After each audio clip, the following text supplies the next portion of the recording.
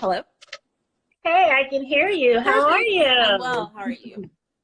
I'm good. I'm good. So I'm sorry about the technical difficulties, but this is not our world. We don't own the web, right? Of course. So, what can you do but use it? So, They say when you get lemons, you do what? You make lemonade. um, So I like let's to make share. our lemonade. So Absolutely. it's so good to see you, my I dear. How are know. It's so you? great to see you as well. It's been so long. I know, right? I haven't seen you since October 2016. Wow. Oh my gosh, that's almost 4 years. Wow, that's Oh my God, yeah, yeah, crazy. yeah. Come October, we'll be 4 years. Wow. So how have you been? I've been busy trying to stay busy as we now quarantine, right? Yeah, absolutely. You could definitely go stir crazy. I just literally sit and watch cars go by sometimes. What? Yes, No, girl, you got to make things happen over there where you are. absolutely. So it's good to see that we have some wonderful friends who've joined us. Thank you so much. We again are on the Unfiltered with Cara Jones Unlimited LLC podcast.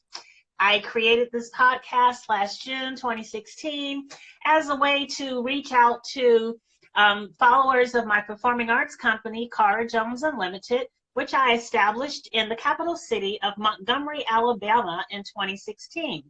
And that is how I met my distinguished guest today.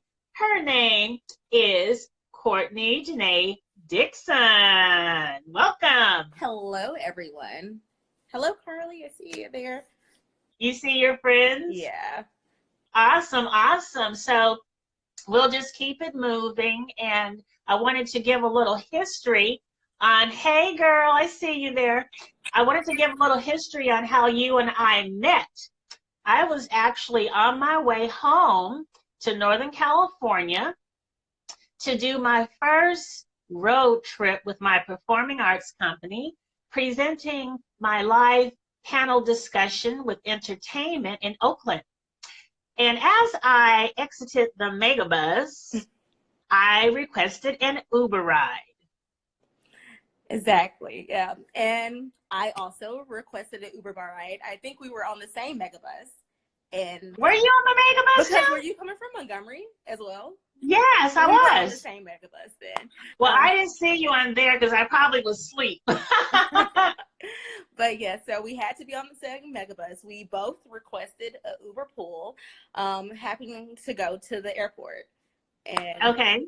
and so, we both got in. We just started discussing everything. Like you told me that you were about to go to Oakland, and I told you I was actually about to go to China for the first time. And it's history. You can continue from there. Yeah. Well, actually, I was on my way to Oakland. As I said, I was presenting the Lemonade Chronicles Part 2 entitled Chivalry at the La Estrelita Cafe in Oakland, California. And so I requested an Uber ride, knowing nothing about Uber, had downloaded the app, unbeknownst to me, the protocol. And I had two large suitcases with me. Folks still don't know how to pack light.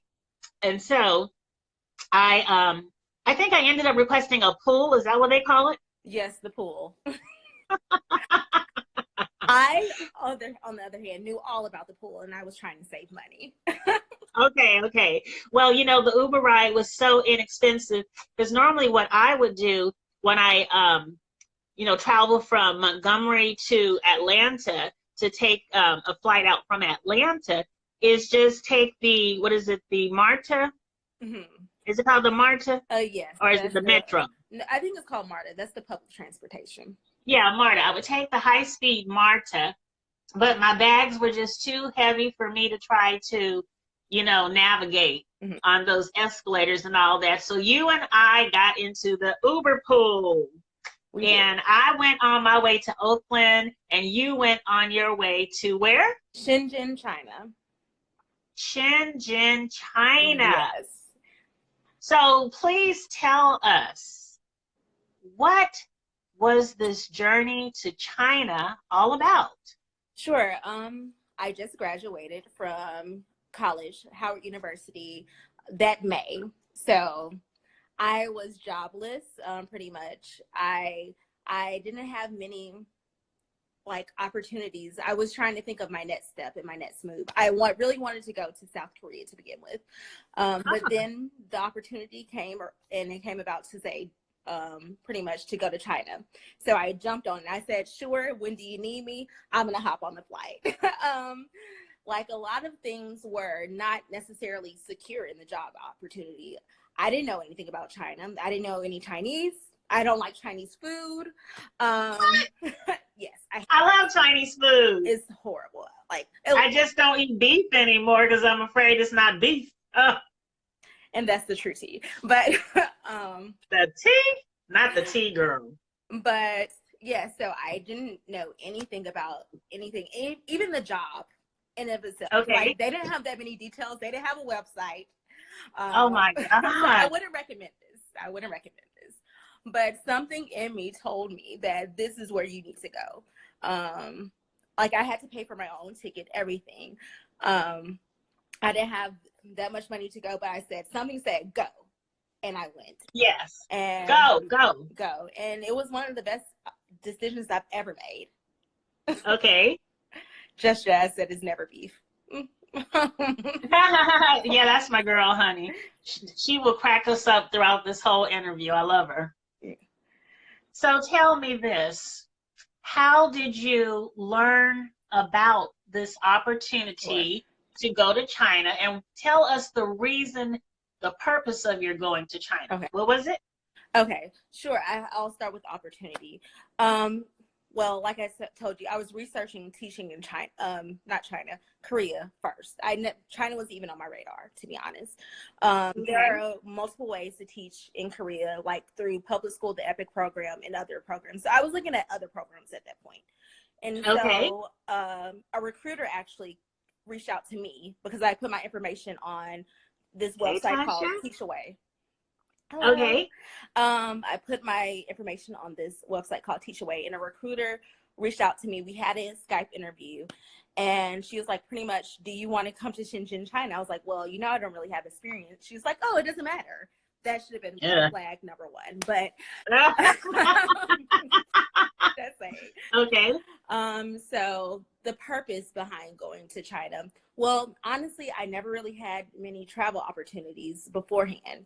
I haven't really seen much of the world. And I knew that a lot of young expats who decided to leave and teach abroad, they were able to, you know, travel, especially Southeast Asia, really cheaply. And it will give me opportunity to expand my horizon. So I guess that's more so the purpose. Okay. So you were going to China to teach which subject matter? Oh, sure. I didn't even say English. It's okay. Yeah. I went to teach English, ESL, which is English as a second language. Okay. That's most of, well, not all of the jobs, but if you don't have a teaching certificate, in many Asian countries, you can go actually teach English as a second language without a teaching license. Oh, really? Okay. Yep. So all they required was your bachelor's degree? And it didn't even have to be in English. It could have been in water weaving, baskets. It could have been in anything, as long as it was from an American university, accredited university, and I had a degree. That's it. So what did you acquire your degree in at Howard University, love? Sure. I got my degree in journalism, print journalism. So yeah, that was interesting, to say the least. Yeah. Well, that will serve you well in all of your endeavors that you have mentioned to me that we'll talk about a little bit later. But because I've never been to China, and because the people who see and who will hear this on my various podcast platforms may have never traveled to China, I wanted to ask you about the actual travel experience from Atlanta, Georgia to Shenzhen, China. So when going to Shenzhen is actually really arduous, and it's horrible. You're gonna at least be traveling at least 20 hours. Ah, 16 is the fastest I've ever traveled to China. So you have to get ready to do multiple flights and layovers. Because there is no flight that goes straight from Atlanta to Hong Kong or Shenzhen. So, okay. but once you get from stateside, I think stateside, it may take 12 hours to fly from stateside to China, 12 or 13 hours, but you're going to have to do another flight somewhere else before that. Okay. It's really long. Make sure you always get up because you don't want to get blood clots. Yes, Try to get Lord. an aisle seat. The owl seat? Yes, try to get an aisle seat because you're So gonna that you can stretch your legs? Yes. Let me ask you this, because some other international flights that I've seen, they actually have beds and beds with headsets on them. Was that available on the flight that you were on? Sure. So so no, I haven't really flown that way. I've only flown that way once. And that was because I miraculously got upgraded to first class when I was going to India. I didn't pay for it, but Okay. God was looking out. But there are some like upper echelon, like what do you call it, airlines, like the Arabic airlines that I hear are Okay. like next level, like Emirates. I hear it's like next level, and they do certain things like that. But Okay. the regular Douglas Megalo ones I use, they do not. So what airline did you fly? Typically I usually fly United or American. Okay. I'm trying to see if I've ever flown anything else. I was supposed to fly the Korean airline, Korea Air, this last time going back, but my flight got canceled, so I don't know how they are. But yeah. Okay, so did you have an owl seat? Sometimes. That's why I'm saying if you can get one, make sure you get one. On your first trip there, did you have one? She has to think because she's done this so many times now. I don't think I did. I don't, but like honestly, I was so nervous that I wasn't even getting up. My mom told me, get up and make sure you do all these things because she was researching. But honestly, I was just like trying to like hold all my nerves together, Okay. So tell me this, as you were traveling, what was your first stop or transfer? My first stop, it would probably have been either Chicago or Houston. I'm not Houston. Yes. Yeah, because Bush is an international airport. Yeah. Because typically I either fly Chicago or Seattle sometimes, San Francisco. Okay. But I think there was only one time it was Houston. Okay. At that time. Okay. So how many hours was the flight from Atlanta to Chicago? Oh, it didn't take any time. That might have been two or three. It takes a long time from Atlanta to San Francisco. It takes about like 5, I think. I don't know. You probably know, like it's probably the same amount of time as Oakland.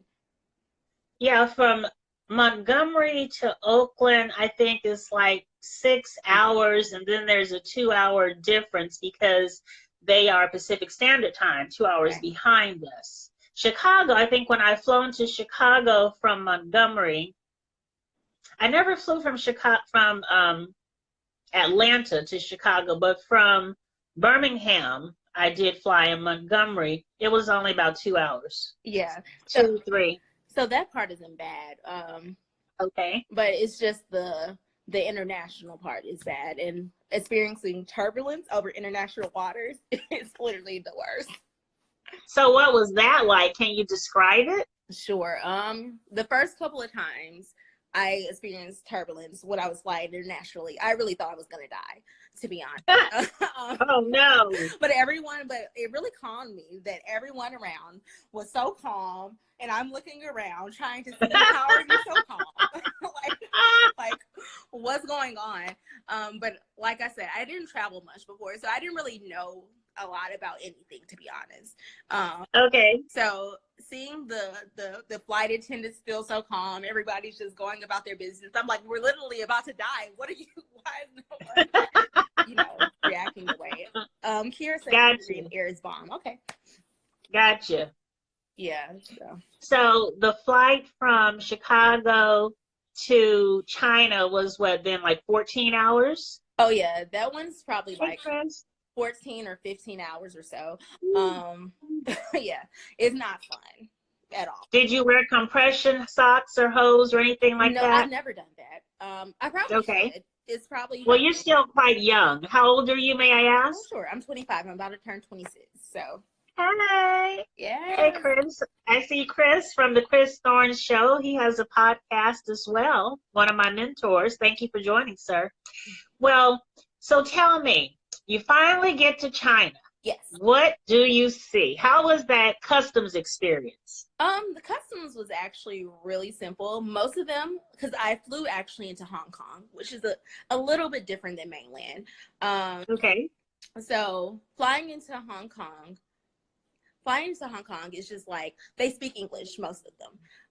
If you fly into Shenzhen, I have done that once before, they don't speak as much English. So it's a little bit jarring flying straight into mainland, because you get bombarded by people trying to sell you things. They're like unmarked taxis, which is also something I don't recommend, but I did get bamboozled my first time going in. So how did you get bamboozled your first time? We're talking about your first time. Exactly. I got bamboozled because I was just so overwhelmed with everything. I didn't know what to do. I didn't know anything about anything. So this guy just starts rolling my luggage.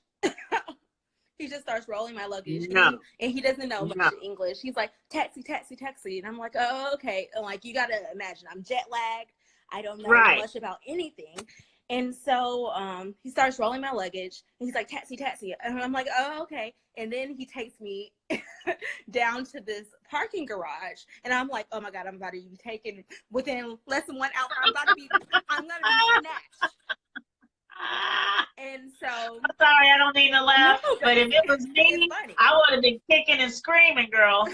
Yes, but I was just so confused and everything. So I'm like, I'm about to be snatched. I'm already in this situation. He did end up taking me to my destination, my hotel, but he charged me a crazy amount, which is not the normal. It was probably like 6 times the normal rate of a normal taxi.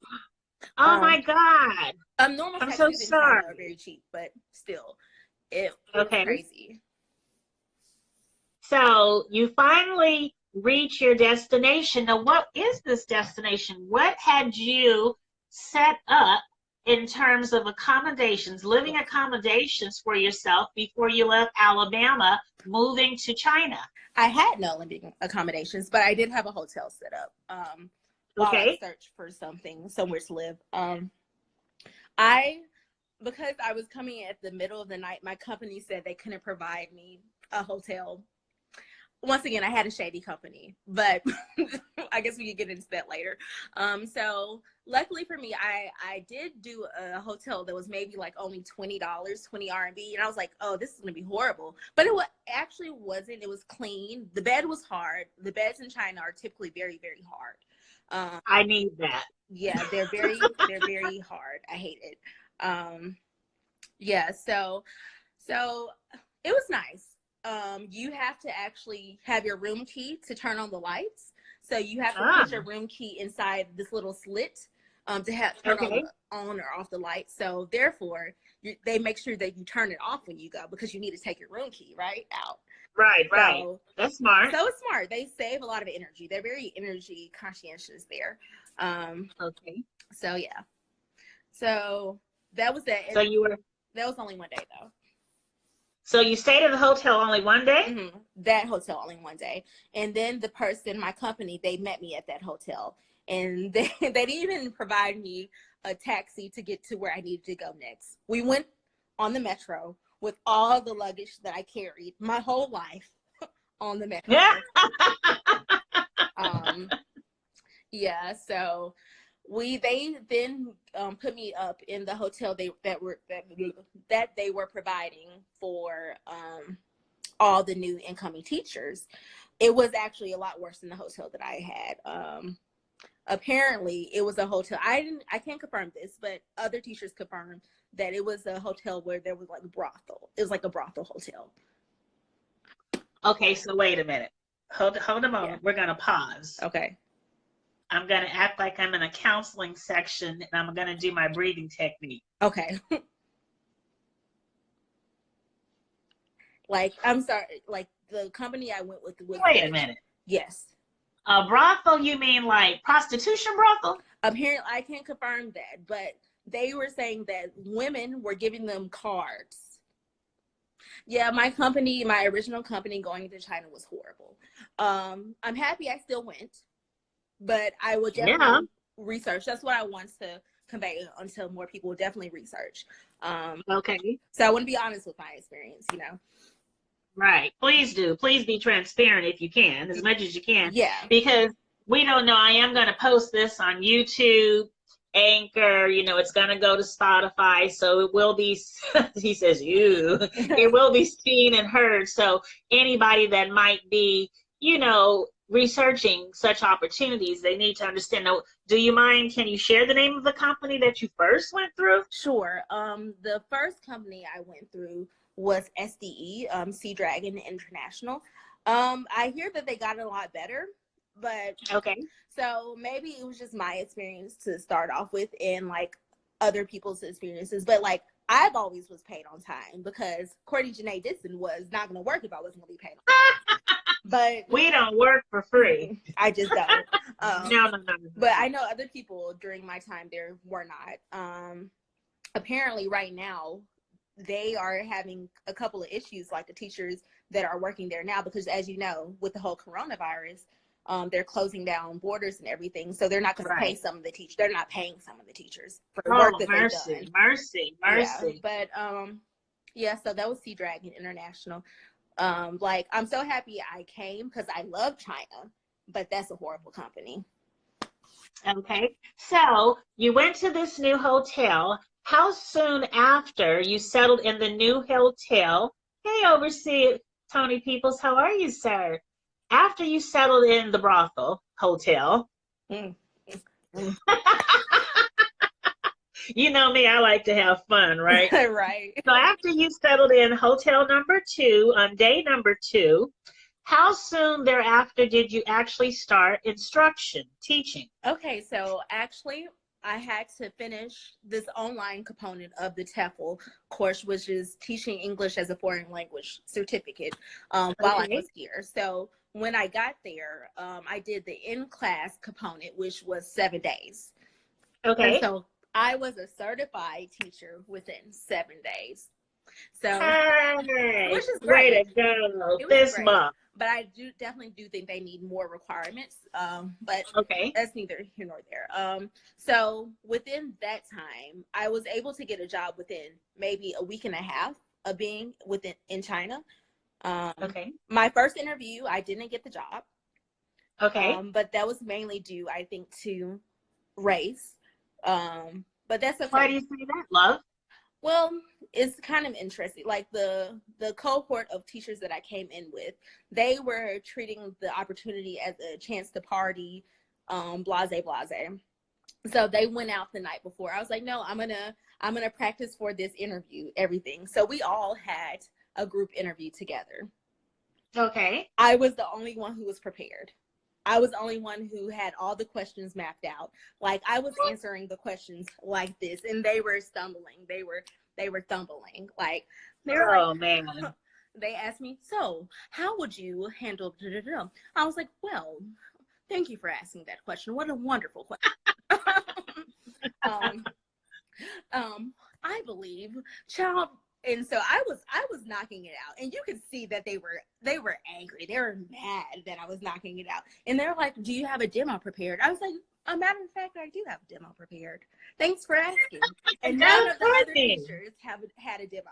They're like, no, Courtney, you don't have to worry about it. You know, very carefree. They had the you know, the privilege to be carefree, which is okay. I don't blame them for that or fault them for that. But they end up getting the jobs. and they were Okay. not prepared. And so So those who partied the night before that probably came home drunk and had a group interview that you also participated in, the only one who was prepared, they got the job, but you didn't. I didn't. But that's okay. Like, that's what I'm talking about. God just has another plan. Yes. And because Always. it was because, you know, I came to a foreign country and I didn't get the first job. And I'm nervous. I'm at this point, right? But Okay. I didn't even realize that the place where they were placed was way out on the outskirts of town.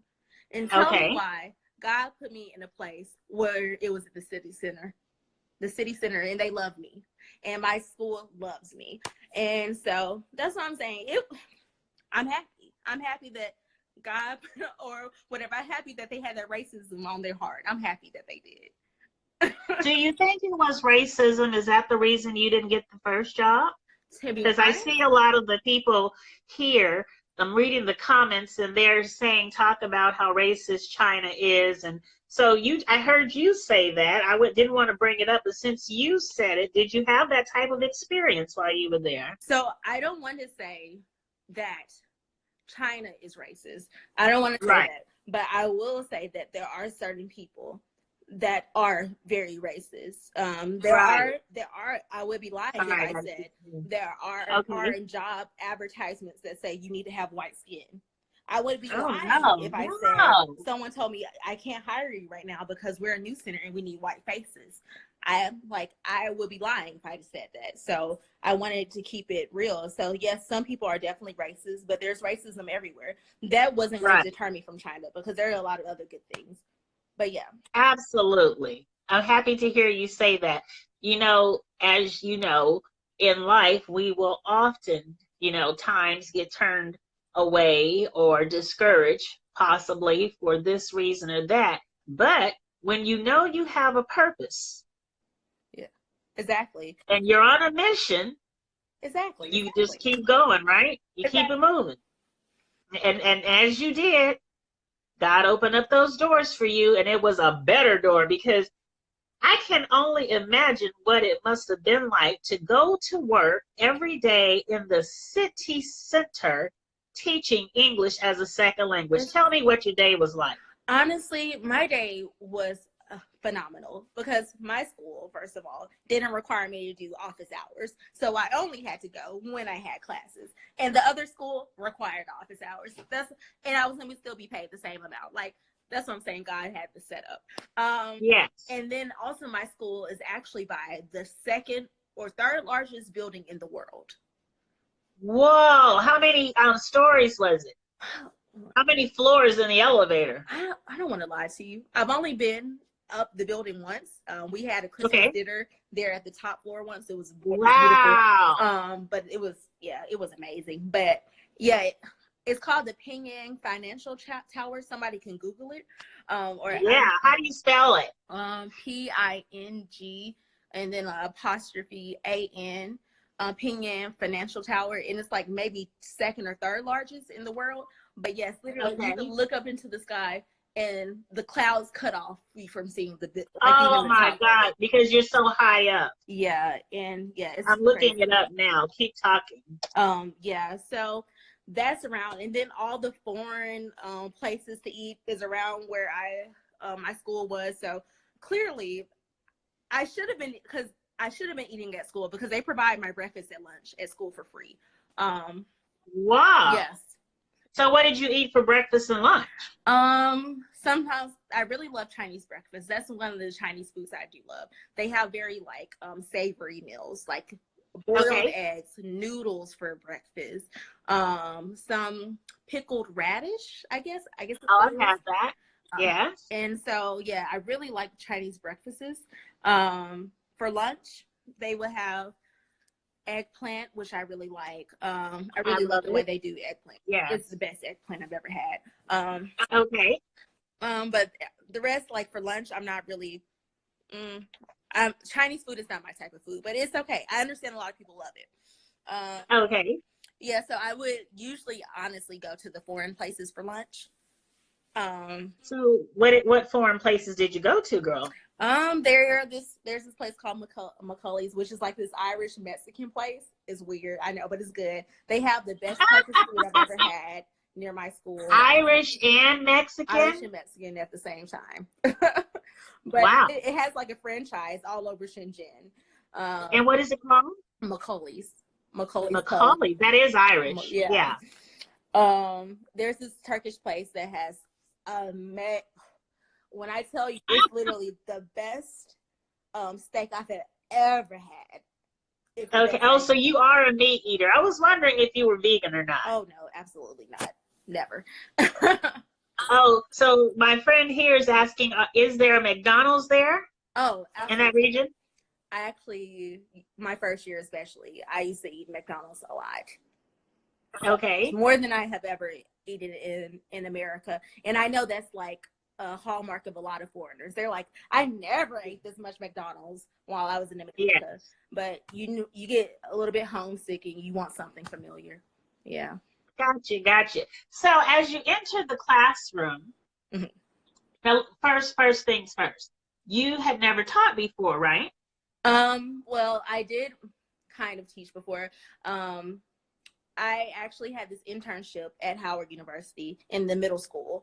So yeah, I was like an assistant teacher to the other teachers for mathematics. Okay. Yeah. So when you entered the classroom in China, what was day one like? Day one, you enter, there are 50 faces staring back at you. 50 faces. What grade were you teaching? My first year, I taught 4th, 5th, and 6th grade. No. Did I? Yes, I taught 4th, 5th, and 6th. No, that's my second year. My first year, I taught 1st, 2nd, and 3rd. And then okay, let me ask you something about their school system. You know, here in the U.S., we have secondary education with the pre-K, then elementary, then middle school and high school. How is it set up there? It's a little bit different. They have the same pretty much setup, but like preschool, they have multiple levels of kindergarten, and some kindergartens are paid for and some are not. I guess this is similar. So like they have like K1, K2, K3, like there are 3 levels of kindergarten. And wow. Yeah, so they all are under the same house. And then you go into 1st grade. So kindergarten, I don't believe is compulsory. But 1st grade is. So then you go into the 1st grade. Everyone must go to 1st grade, 2nd grade, everything. Yeah. And so for that, it's free, completely free for everyone. But if you want to get into a certain school, you can pay fees to get into that school. Okay, so where you were at though, you said in your classroom it was grade, what grade was it? 4, 5, and 6? You had different classes? Yes, so I've been teaching a while, so I was trying to remember it. Actually, my first year it was 1st, 2nd, and 3rd grade. Okay. Yeah. So how did that work for you? Honestly, I love all kids, but I really love the babies. The babies, they just love you for no reason. They have no concept of race, anything. They're curious, of course. They're like Courtney, boom, because they don't have the English. They're like, just to describe your hair, and sometimes they're curious about your skin, and everything. But you just got to give them access to it to experience it because they haven't experienced it before, you know. Did they want to touch your hair? Oh yeah, and I let with their washed hands, but I let the babies touch my hair. It's the adults that. Yeah, I'm like, no. You know better. But babies, yes, they need to experience the world. They're just curious, you know. Absolutely. So you're coming into a situation with these 1st graders and you're teaching English as a 2nd level. Nobody in the classroom except you knew English. Okay, so no. Some kids actually have basis of English because they study privately. Yeah, so some kids have money, like money, and they get private lessons to make sure they study and know English. So there is a wide variance in English levels and skills within any class, as you can imagine with 50 kids just to begin with.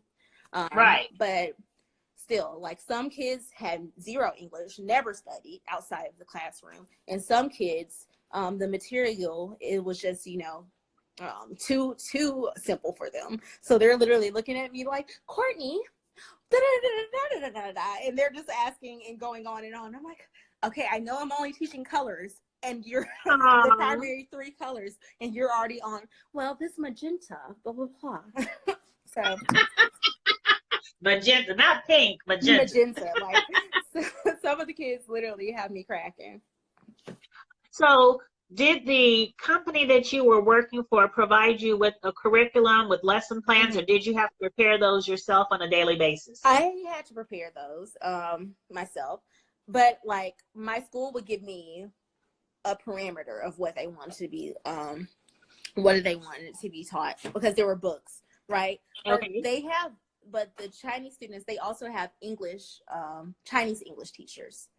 So they're also using the book. So you want to make sure that your lesson is different and differentiated, and they're getting something different from it. Because I know they're oral English teachers, so I'm trying to make sure they're speaking more, not necessarily focusing on grammar. Just trying to make sure they're learning and speaking more with everything. Yeah. Okay. So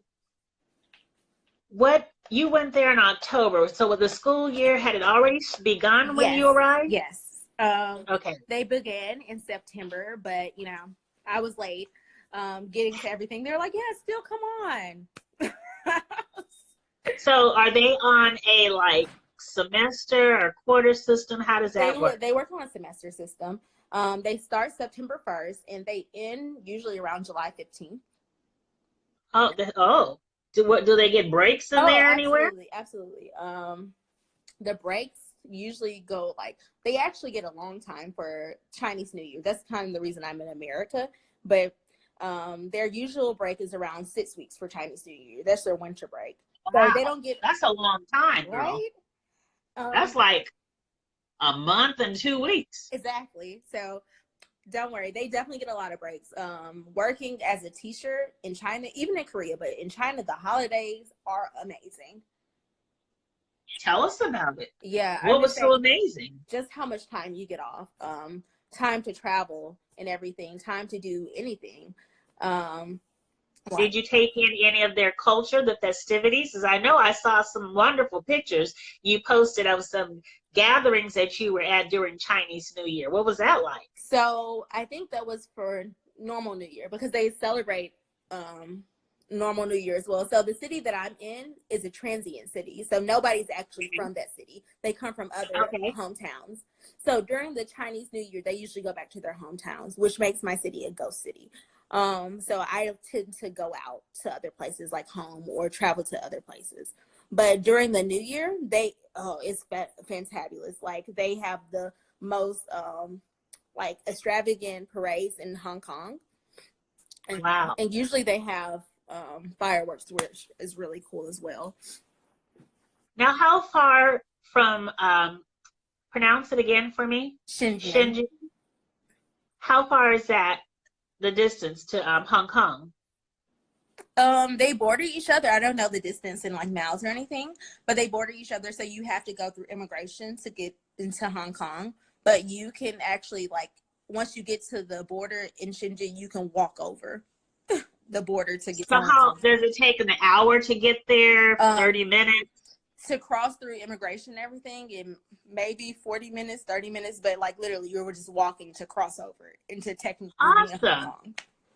So we know that you went from Alabama to China. So your primary mode of transportation would have been on foot and on their rapid transit or whatever? Oh, yes. Their transportation system is actually world class. It's world class. Yes, it is. I've heard about it. I've seen it. Yeah. I think most Asian countries, because I went to Japan like for a little bit of time, world class. It's crazy. It's so clean. It's so fast. It's so convenient and reliable that you don't really need a car. You don't need a car. Okay. Yeah. And so was it expensive to use their transportation system? Oh, absolutely not. I think usually, I want to make sure I get it right. I usually spend about 50 cents to go to school and 50 cents to come back on the metro. So about $1 a day, if that's the only place I'm going. Wow.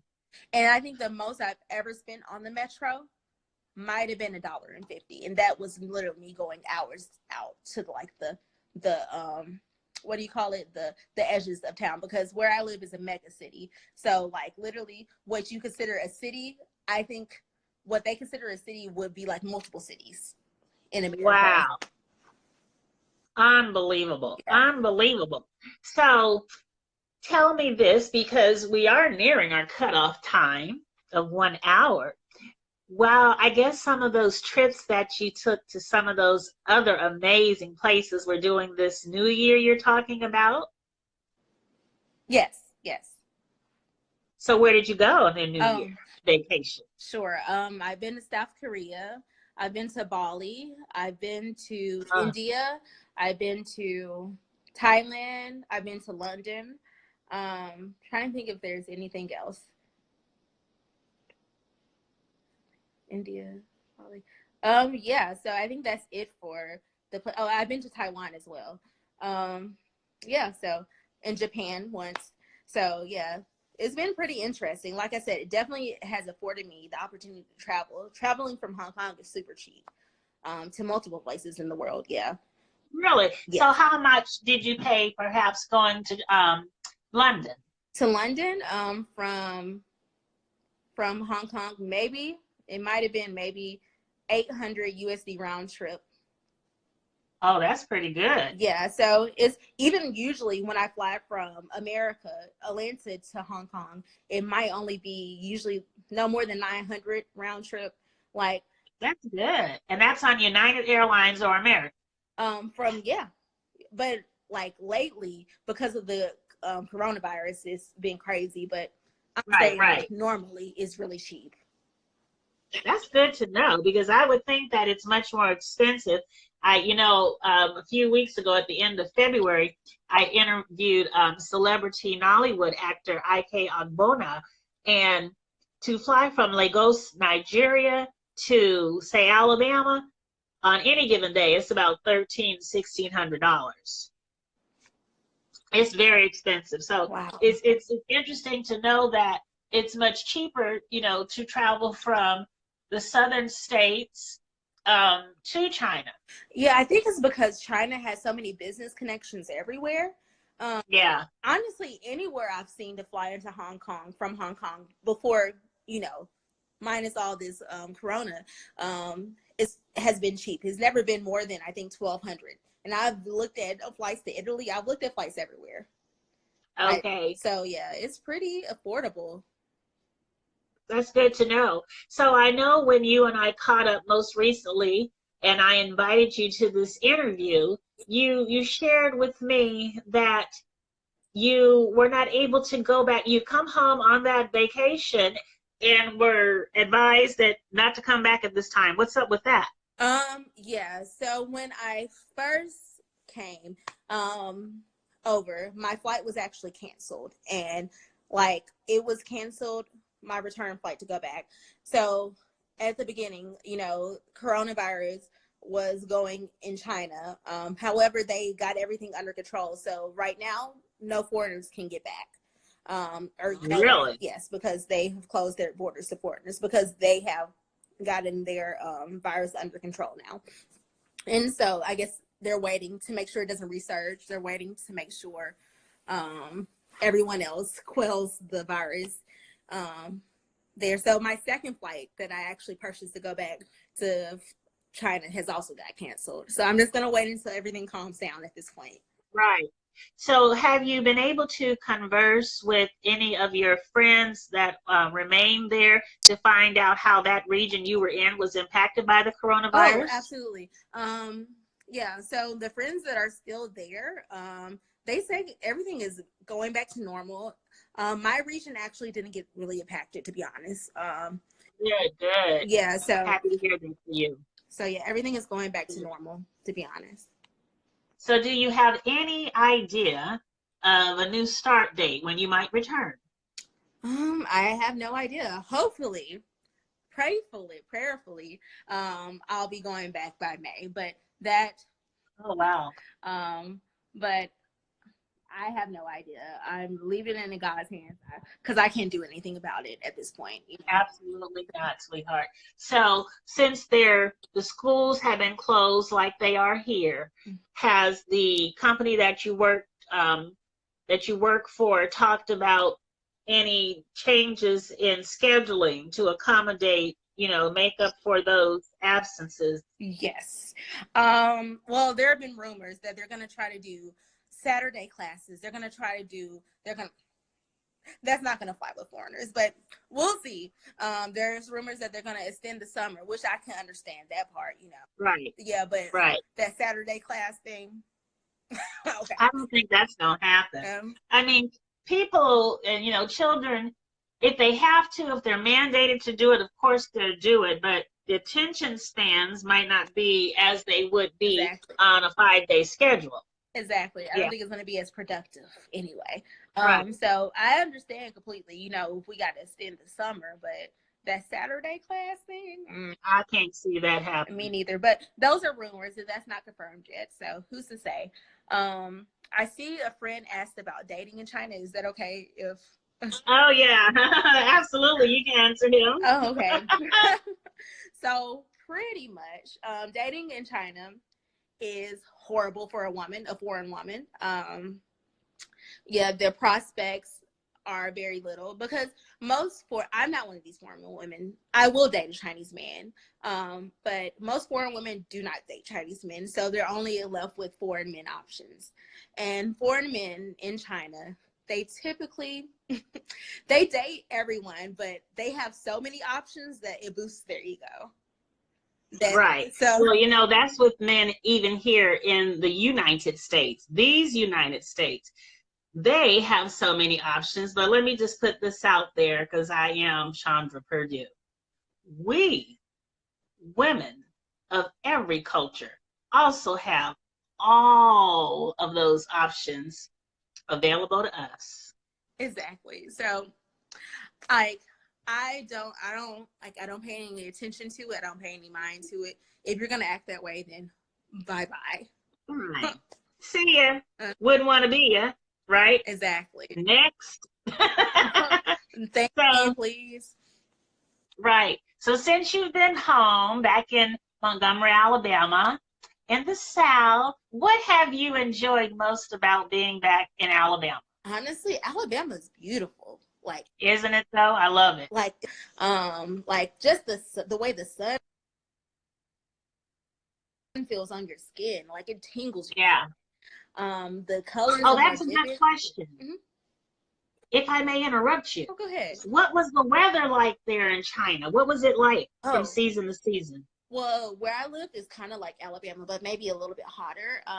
But really, yeah, like it's subtropical because I stay Shenzhen is in the south as well. Okay.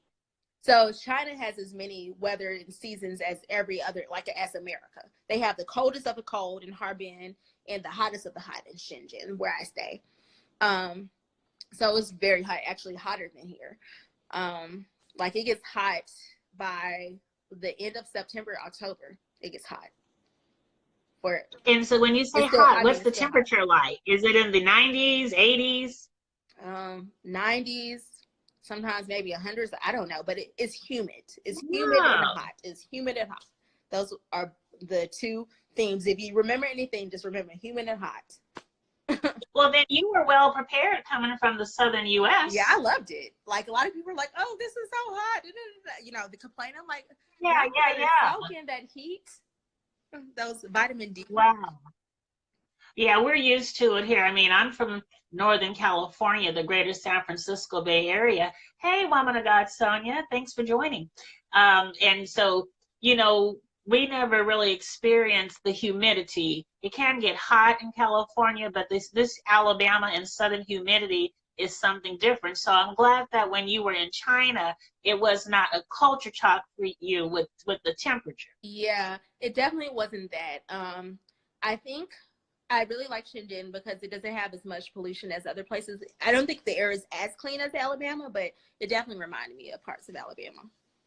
Awesome. So you were telling me what you have so enjoyed since you came back home to Alabama. What have you been doing, girl? Definitely just the beauty, family, of course. Yeah.